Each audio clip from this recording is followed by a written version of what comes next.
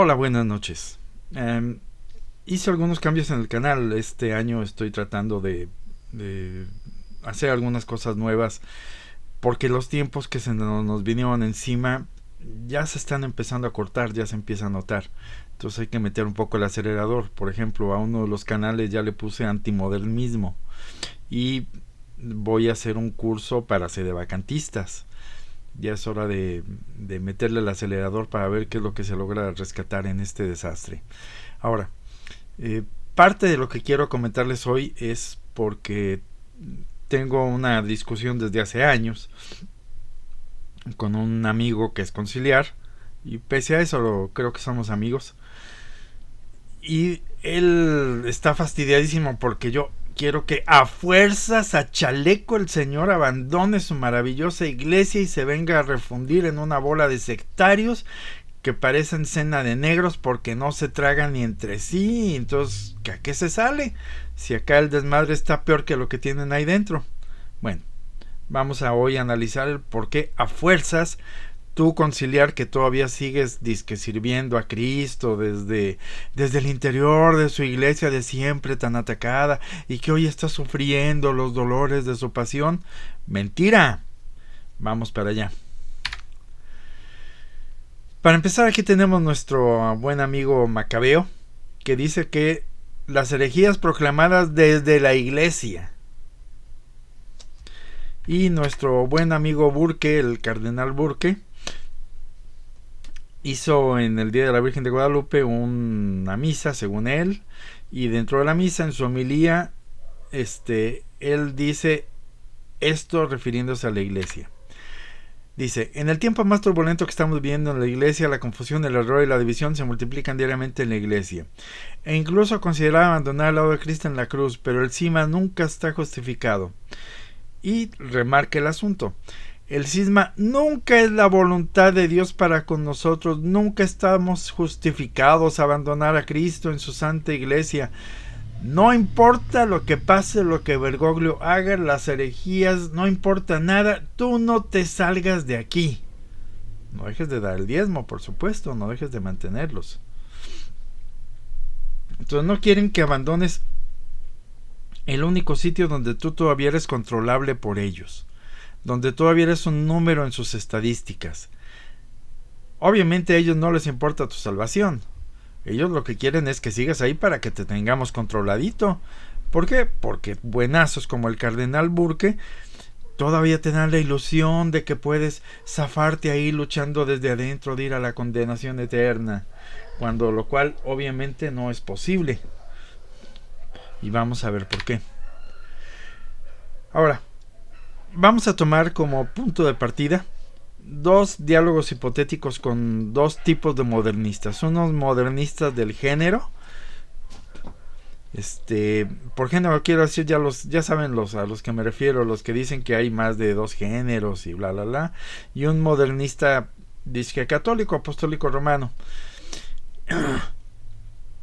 El modernista del género dice que oye, tú eres un cuadrado, si los sexos no solo son un asunto de lo físico, existen muchísimos grados intermedios entre los dos sexos.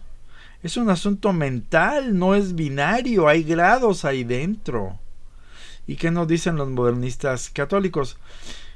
Nos dicen que no, todo ni pecado ni santidad, ni bueno ni malo, ni ortodoxia y herejía. Hay grados intermedios adentro.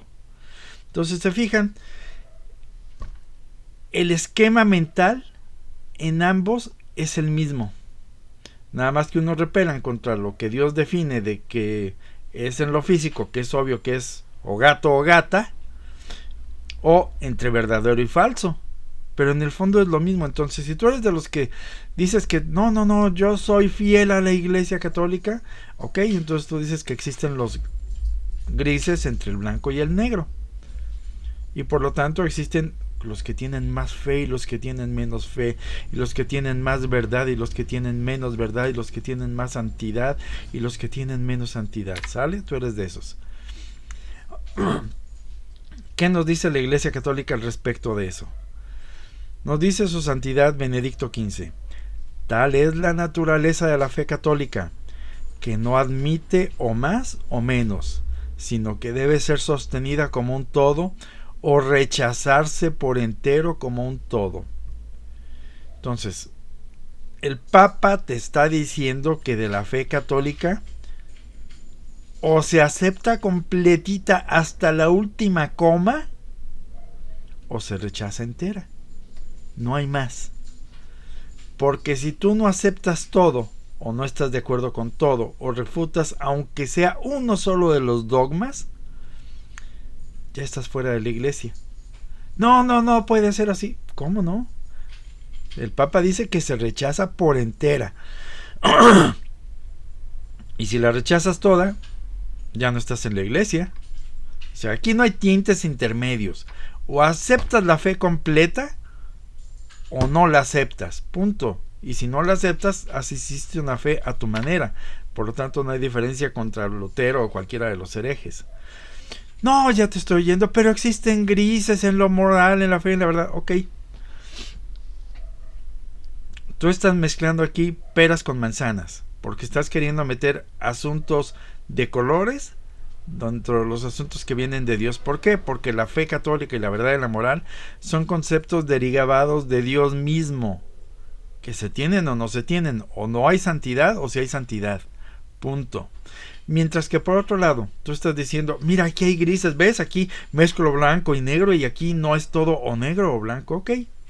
Nada más que esto pertenece, dado que estás revolviendo cantidades, al número de lo cuantitativo de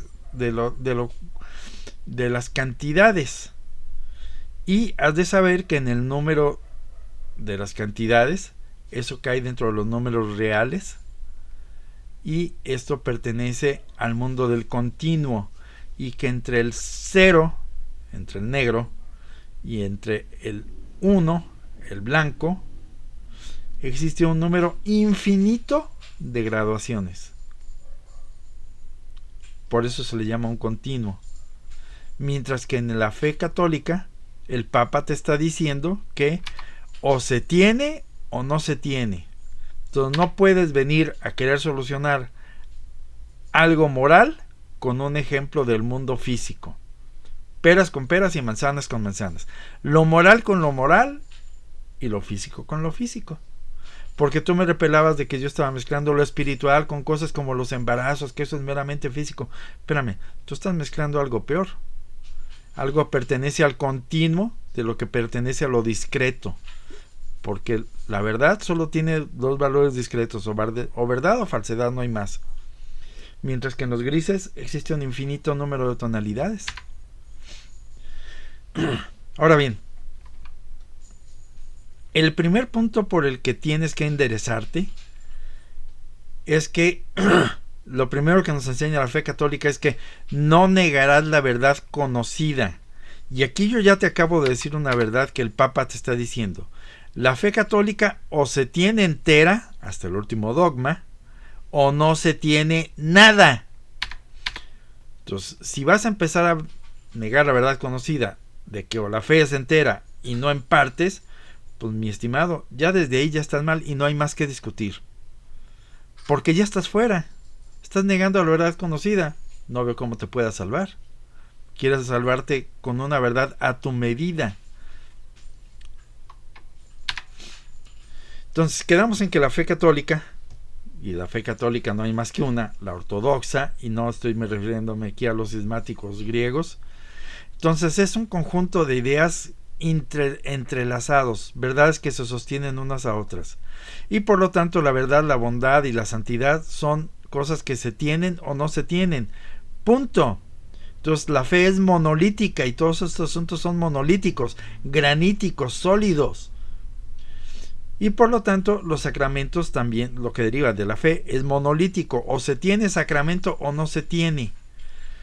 Y por lo tanto la institución que fue creada para transmitir esa fe y esos sacramentos es monolítica, porque nosotros los católicos decimos que la iglesia es una, porque tiene unidad de fe, y si ya es unidad de fe creen todo, es monolítica, es santa, y la santidad es íntegra, o se tiene completa la santidad, es decir, Dios asiste con su gracia entera ahí, o no asiste. y es católica, es universal, los mismos dogmas, los mismos todo, por todos los tiempos, para todas las gentes. Ahora bien, de la fe, entonces ya quedamos que es cualitativa, se tiene o no se tiene, pero, antes de que me repeles, la fe de una persona, y aquí vamos a hablar ya del individuo, no de los libros que contienen los dogmas o el magisterio.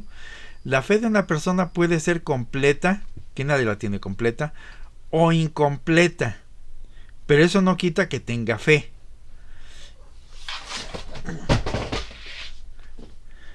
Y la fe es un acto voluntario. ¿Por qué? Porque la persona admite creer todo aquello que le enseña la iglesia o no lo admite. Entonces aquí lo que cuenta es la voluntad de aceptar esos dogmas y esos axiomas que le enseña la iglesia. Lo que hablábamos antes de la fe del carbonero es, mira, yo no conozco todo eso, pero yo lo creo. Si me lo enseñan, lo creo. Mientras que a ti, lo que te enseño, lo rechazas porque no te conviene. Entonces tú no tienes el acto voluntario de aceptar lo que la iglesia te dice, tienes que creer esto.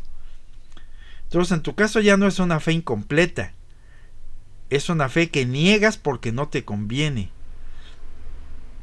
Entonces la fe en principio es cualitativa, o se tiene o no se tiene, pero hay personas que obviamente saben más que otras y nadie conoce la fe completa, eso no hay modo, ni Santo Tomás conocía todo, pero él tenía la voluntad de aceptar todo lo que la iglesia le dijese. Tú, que quieres hacer una iglesia a tu manera, no tienes esa voluntad, porque si no, aceptarías que la fe es completa o no lo es, y me lo estás rebatiendo. Ahora bien, ¿por qué te tienes que salir de ahí? Bueno, la iglesia, eso donde tú dices dónde estás, no es solo un conjunto de personas. Mira estas 4 fotos de aquí. Ahí ves una marcha donde ves miles de personas en una plaza, en una protesta, y luego ves miles de personas en un estadio. ¿Y eso qué te dice? Que las personas, cuando se agrupan, tienen un interés común. Los que están en el estadio siguen un patrón de conducta común, unos ciertos requisitos. Hay requisitos de vestimenta, requisitos de comportamiento, requisitos de que le vas a uno o los dos equipos, requisitos de cortesías. Es decir, los que están en el mitin político también los une una causa común. Queremos librarnos de esta ley que nos está fastidiando o lo que sea. Entonces, la reunión de personas no es solo ahí estamos todos, sino que tienen intereses comunes y siguen causas comunes e ideas comunes. Vamos a la foto del otro lado. Tú ves ahí un altar modernista. Bueno, no es altar, es una mesa de Kramer, porque tú quieres creer que es un altar porque sigue estando en el templo que viste toda la vida. No, no es un altar, es una mesa, punto. Ahí no hay sacrificio, punto. Y luego tenemos aquí un altar católico. No sé si es de un modernista, pero el altar es católico. Tiene un sagrado en medio, tiene la forma del altar católico. Entonces aquí lo importante es que el conjunto de las personas tiene unas reglas en común y siguen unas ideas en común y siguen un código de comportamiento y de creencias común. Entonces tenemos que separar entre la institución y los miembros. Entonces tú dices, yo no me quiero salir de la iglesia católica. Espérame, vamos a analizar primero la institución y luego los miembros de esa institución. La finalidad de la gente que se reúne para ver un partido de fútbol o para ir a una protesta política es lo que los congrega, la finalidad. Y esa finalidad se expresa o tiene su razón de ser en sus credos o sus dogmas, en sus reglas y sus mecanismos, las políticas que establece una empresa, las normas, las leyes y usos y las creencias morales. Entonces, ¿cuáles son las finalidades que tiene la institución actual de lo que tú llamas la Iglesia Católica? Bueno, esas finalidades las vamos a encontrar hoy en día en su magisterio oficial, y no solo en el magisterio, sino en los vínculos o redes que han creado con otras instituciones. Eso es lo que nos va a decir ¿Cuál es la finalidad de la disque iglesia católica de hoy? Tu iglesia de hoy es ecuménica, se crea una entre muchos. O sea, tu iglesia niega en la práctica que haya salvación fuera de la iglesia. ¿Por qué? Y Bergoglio lo ha dicho clarito, Pero bueno, el hecho de aceptarse como una entre todas las iglesias significa que la santidad está repartida entre todas. En la que estés, te salvas. Mientras que en la institución que creó Jesucristo, no hay más salvación que dentro de ella. Entonces, la institución que tú sigues hoy ya no sigue las normas que le puso Jesucristo. Y tú eres miembro de esa institución, independientemente de lo que sean tus creencias. Tú eres miembro de ella y la sostienes. Si no es con dinero, porque a lo mejor ni diezmo das, la sostienes con tu soy católico.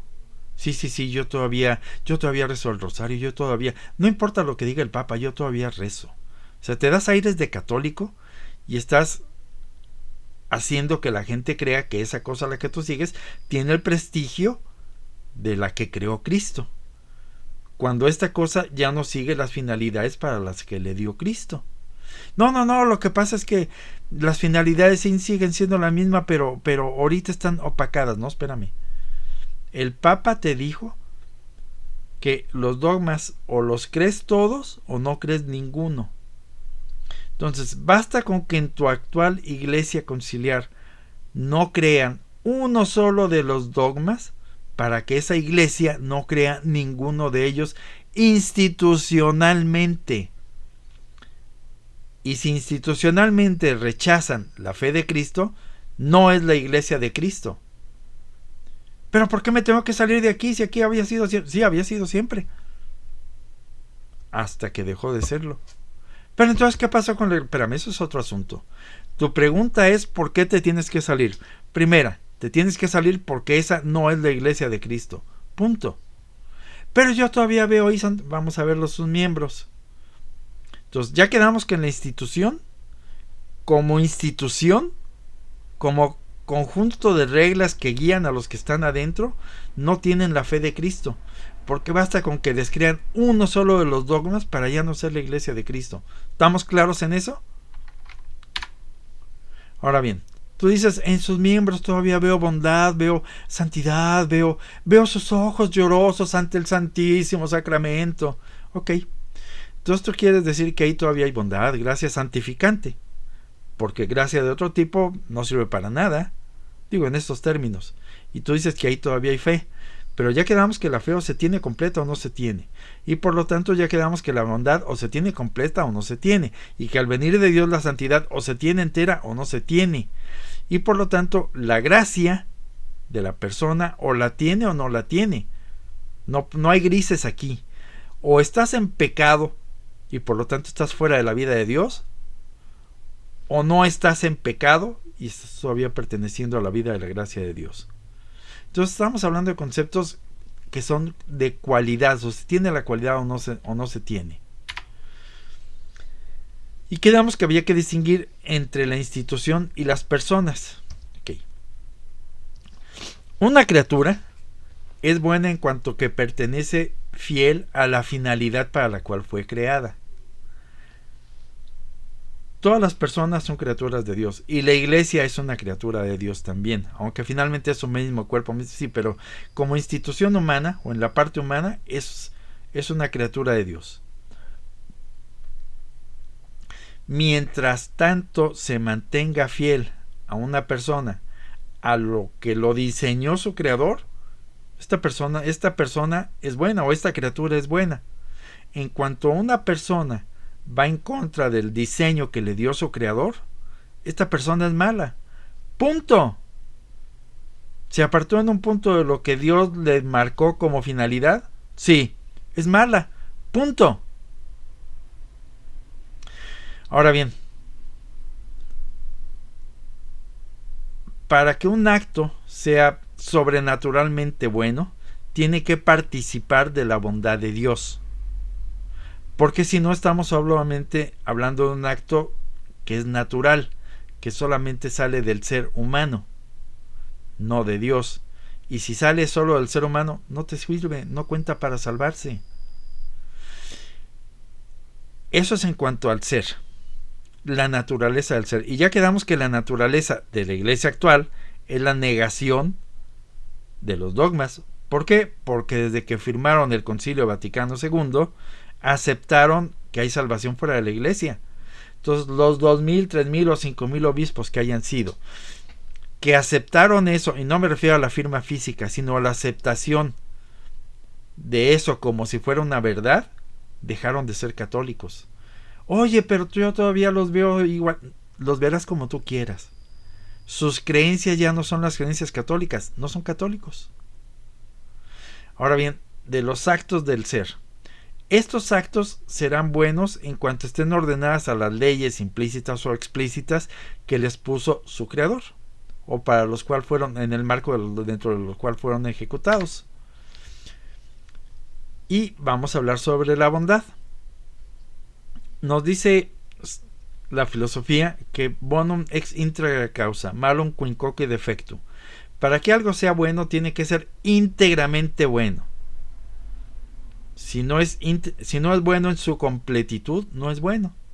Algo que ya no sirve la finalidad para lo que Dios la diseñó, no es bueno. Una cosa es que dentro de esto se determine esto es bueno y esto es malo, y otra cosa es que dentro de eso, cualidad de bueno o malo, tenga grados de bondad o de maldad. Nosotros decimos, por ejemplo, que San Felipe Neri fue santo porque cumplió en un grado heroico. Entonces, ¿admitimos que la santidad tiene grados? Sí, por supuesto. Él tiene un grado de santidad superior al mío, suponiendo que yo fuera santo. Porque su grado de aceptación de los designios de Dios fue un grado heroico. El mío no. Entonces, lo primero es determinar si tiene o no la cualidad de aquello. Tú quieres decir, mira, yo todavía veo un poquito de bondad y por lo tanto yo creo que todavía tiene santidad al 50%. Pues no, espérame.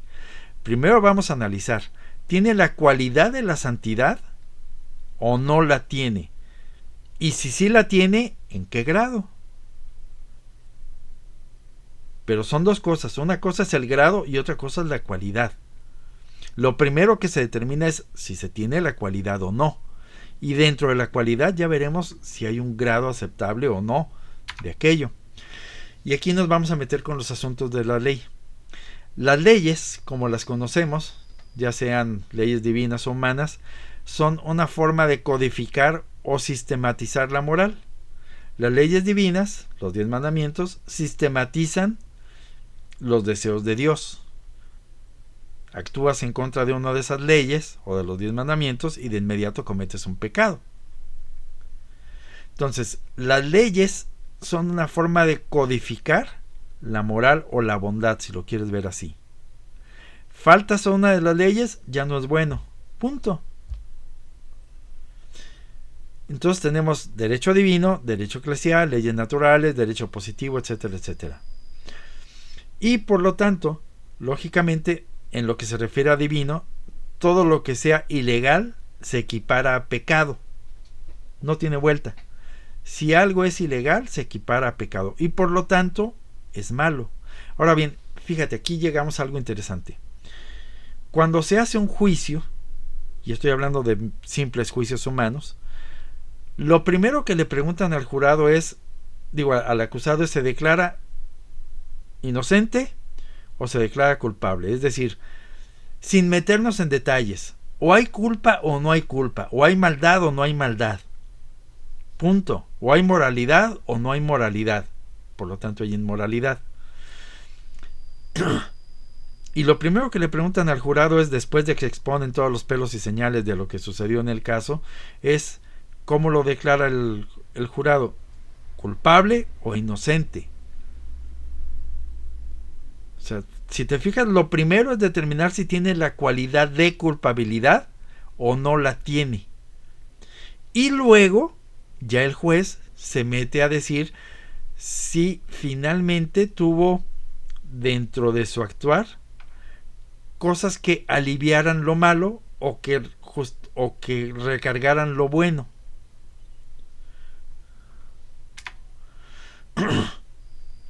Entonces, dentro de los actos tenemos atenuantes y agravantes. Entonces sí tenemos grados de maldad y de culpabilidad, lo mismo que de santidad y de bondad. Pero lo primero fue determinar, ¿hay maldad o no hay maldad? ¿Hay bondad o no hay bondad? Y luego dentro de ello se ven las atenuantes y los agravantes. Esto lo hiciste con alevosía y ventaja. Malo y además peor por las agravantes. Bueno, pero es que lo hice sin querer. Ok, tienes un atenuante. Pero eso no quita que sea malo. Es que no me fijé, se me fue la... Espérame. Puede ser que haya sido sin fijarte y sin pensar, pero le pasaste con el coche por encima. Punto. Eso es malo en sí mismo. Tienes el atenuante de que no había luz. Bueno, es un atenuante. Fue accidental. Entonces, lo primero que hay que determinar, repito, es si algo es bueno o malo en sí mismo y después el grado de bondad o de maldad que se tenga. Entonces, los actos humanos solo pueden ser de tres tipos: o es bueno, o es malo, o es moralmente indiferente. Y es lo primero que mentalmente tienes que acostumbrarte a juzgar. Esta institución a la que yo digo servir es buena esencialmente o es mala esencialmente, y lo vas a determinar por sus finalidades. Tu iglesia se dedica a repartir la iglesia de que todos se van a salvar. Está en contra de lo que Dios quiere. Entonces, si esa iglesia, ya quedamos que lo que hace que algo sea bueno es que siga las instrucciones o las leyes que le dio su creador, entonces esa cosa que tú ves ahora como la iglesia conciliar, no, institucionalmente no puede ser la misma que la iglesia de Cristo. Pero viene de ahí, sí viene de ahí, igual de que de ahí venían los mormones y venían los luteranos y venían los anglicanos. Venían de ahí, sí. San Juan nos lo dice, salieron de entre nosotros, pero no eran de nosotros. No eran de la iglesia. ¿Estaban aquí revueltos? Sí, estaban aquí revueltos. ¿Parecían serlo? Sí, parecían serlo. ¿Te ibas con la finta? Sí, te ibas con la finta, pero no lo eran. Entonces no es que, bueno, mira, es que mientras estuvieran entre nosotros tenían una fe al 50% y si eran, no, espérame.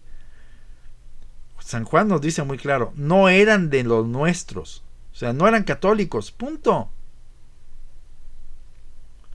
Entonces, si esa institución ya no sigue, igual que la luterana, a lo que su creador le puso como finalidades, que es repartir la santidad y la gracia bajo una única verdad, entonces esa iglesia, pese a lo que tú digas, o sea, pese a tu opinión, ya no es la de Cristo.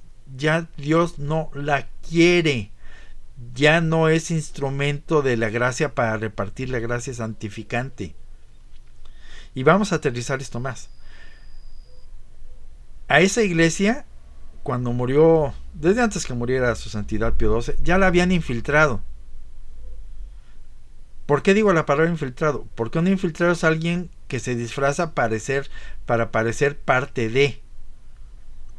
Mientras está dentro, no saca el cobre, porque entonces deja de ser infiltrado. Hace las cosas por abajo del agua, no enseñando el cobre. Los que están hoy en día, desde Juanito 23 para acá, enseñan el cobre, ya no son infiltrados. Esos ya son dominadores. ¿Por qué? Porque ellos están haciendo con esa institución, que ayer era la iglesia católica, igual que antier la iglesia anglicana era católica, y no niegues eso, lo que se les pegue la gana. Entonces, y estos infiltradores se aseguraron desde hace años de eliminar de esa institución las fuentes de la gracia. ¿Por qué si no te explicas que sacaran el sagrario de los altares? Porque ahí ya no estaba Cristo. O sea, no querían tener la fuente de la gracia en medio de la iglesia. Sáquenlo. En aquellos años todavía se celebraban misas válidas, pero ilícitas, pero estaba nuestro Señor presente en aquellos años todavía ahí, en tiempos de Montini y de Juanito 23. Hoy en día ya no. Hoy en día no quieren ni reliquias, no quieren ni figuras. Vean los adefesios que hacen hoy de disque iglesias. Entonces todo lo que pudiera recordar a la verdadera gracia, lo sacaron desde hace años. Dejaron el cascarón hueco. Entonces, ¿por qué te tienes que salir? Primera, porque esa cosa ya no es la institución que fundó Cristo. Ellos decidieron seguir políticas, enseñanzas distintas a las que Cristo les dejó. Y al hacerlo, se salieron ellos mismos de la iglesia. Entonces, todos los obispos que aceptaron el Vaticano II dejaron de ser parte de la iglesia. Oye, pero aparecían en la iglesia. Sí, lo aparecían. Igual que todos los obispos anglicanos, después de que Enriquito los jaló de romper con Roma, ¿parecían católicos? Sí, lo parecían. Todavía un tiempo lo parecieron. Ya no lo eran. Punto. Hazte a la idea. Eso ya no es la iglesia de Cristo.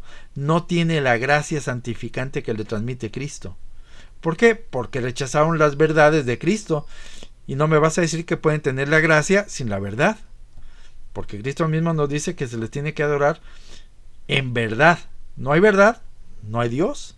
Punto. No está su gracia. No, espérame, no puede ser que todos los que estén ahí ya estén refundidos en el infierno y ya todos se condenen. Ok.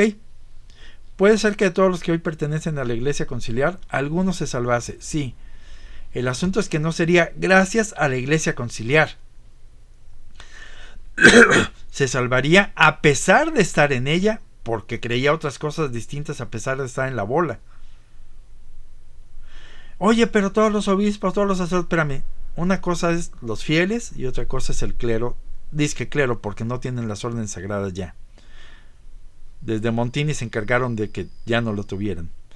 Entonces, en ellos no cabría ni negligencia ni desconocimiento. ¿Por qué? Porque son profesionales del catolicismo. Entonces, ¿cómo es que un profesional del catolicismo no sepa que fuera de la iglesia no hay salvación? Y que la fe o se tiene entera o no se tiene, y que el papa es infalible o no es papa. De los laicos y de las monjas, espérame, eso lo vamos a tratar en el próximo video.